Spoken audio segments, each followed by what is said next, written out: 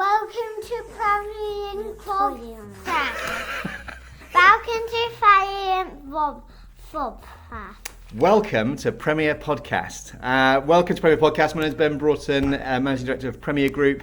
Podcast this week, we're joined by James Pryor from Novartis. Obviously, we're all back in lockdown, hence these two little monkeys are with me. We're running through all things that James has been doing during lockdown at Novartis. A really good watch. I hope you guys enjoy it. Please reach out to me if you need anything. Have a great day. Bye. Bye. Good afternoon, everybody. Thanks so much for joining us for the next episode of Premier Podcast. I am delighted to be joined by James Pryor. James is Global Head of Leadership Development for Novartis. Novartis, a truly incredible company, over 100,000 employees across the globe. They're a leading global medicines company using innovative science, digital technologies to really create transformative treatments in the areas of great medical need, doing some incredible work right now. James, thank you so much for joining me today.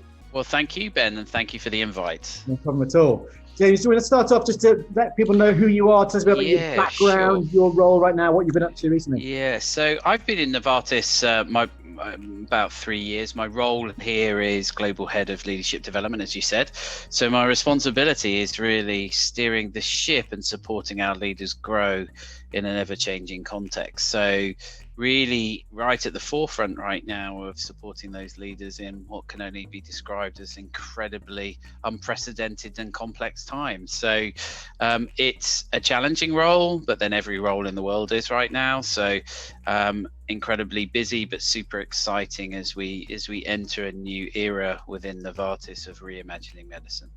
Brilliant, good stuff, mate. Good stuff. Obviously, as you say, James, it's been unprecedented times what's happening right now. Sure. We're going back into lockdown on Thursday, all this stuff going on. How has your company kind of coped with the pandemic, and what changes have you guys made to the business to cope? Yeah, I mean, it's a fascinating question, and I think because I sit in a very global kind of role, I see it from very many different contexts and views, because I have teams spread all over the world, and also obviously all of our leaders are spread all over the world. So I think as an organization, I'm incredibly proud of what the business has done.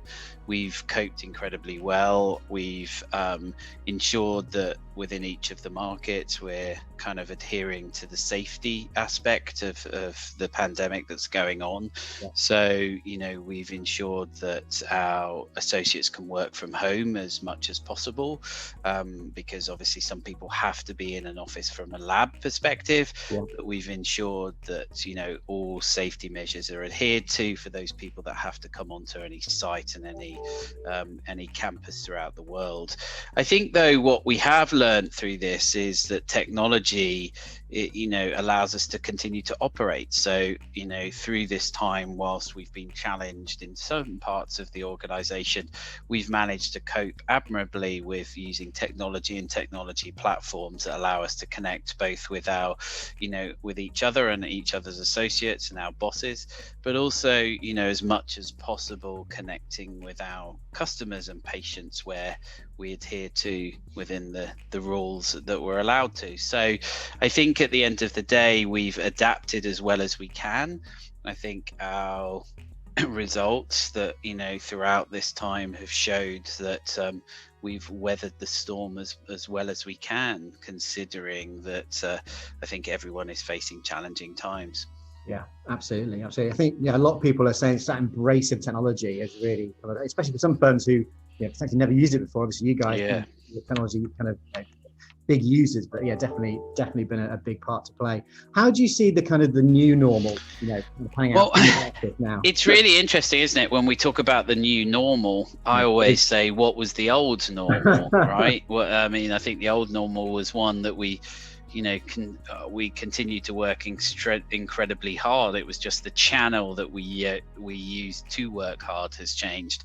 So I think the new norm here looks like the ability to adapt our working in the realms of technology. I think that's the first thing. I think we've learned loads, and in my particular work in the space of leadership development, the old analogy that you had to do leadership development in a classroom because you had to connect with your people has been blown out of the window, because I think we've gone deeper, faster with some of our transformational change in LD using technology. So I think some of the old frames we had of we need to fly and we need to be face to face and we need to be doing this has really been challenged in a good way, because I think there's an upside.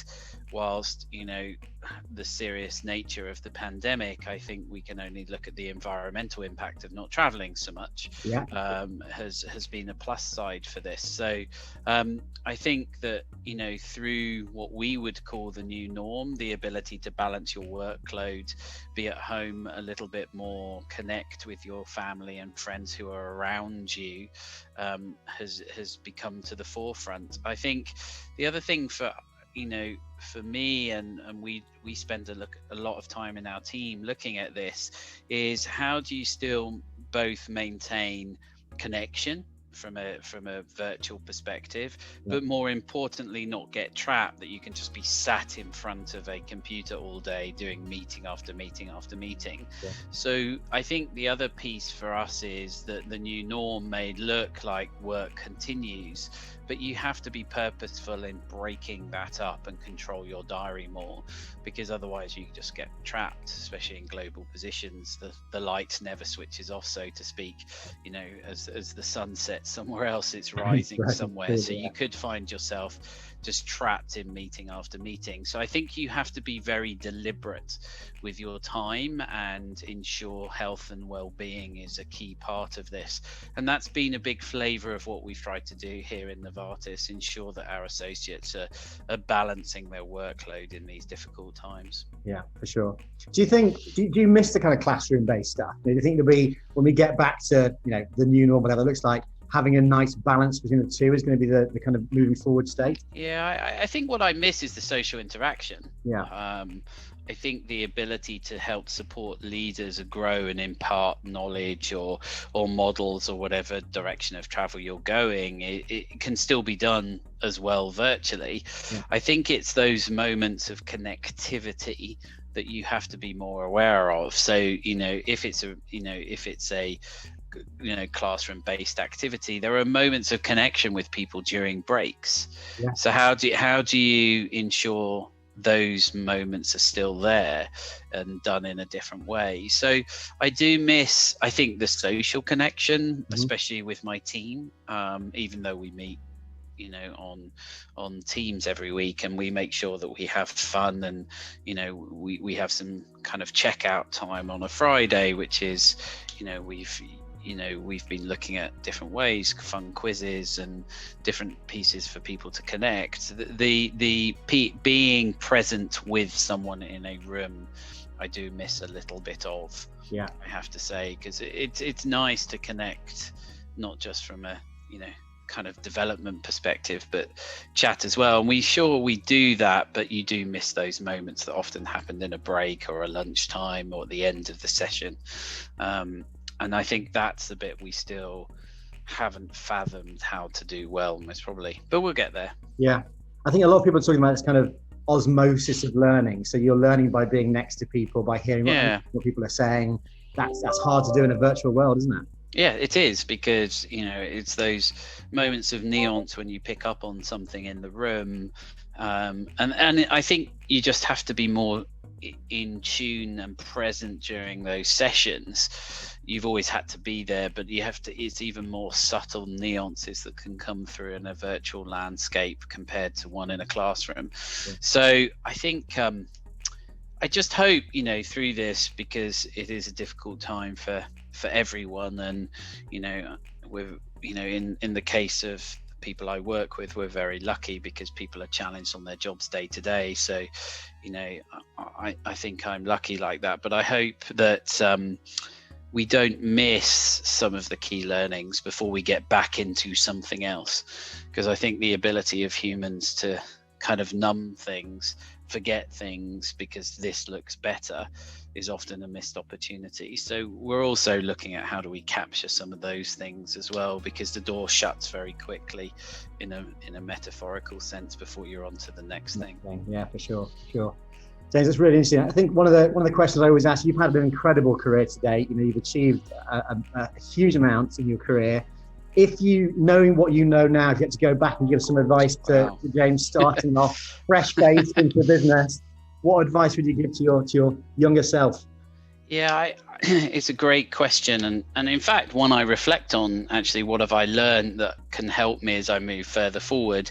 I think if I was, to kind of take that third party perspective and lean in and have that whisper in my younger self's ear, I really would take every opportunity that comes. The more we worry and see things as learning opportunities, and I'd lean in into those opportunities that when they arise, often we'll go, wow, I don't know if I can do, but actually, it's not about knowing if you can do, it's about the experience and the knowledge you gain from doing.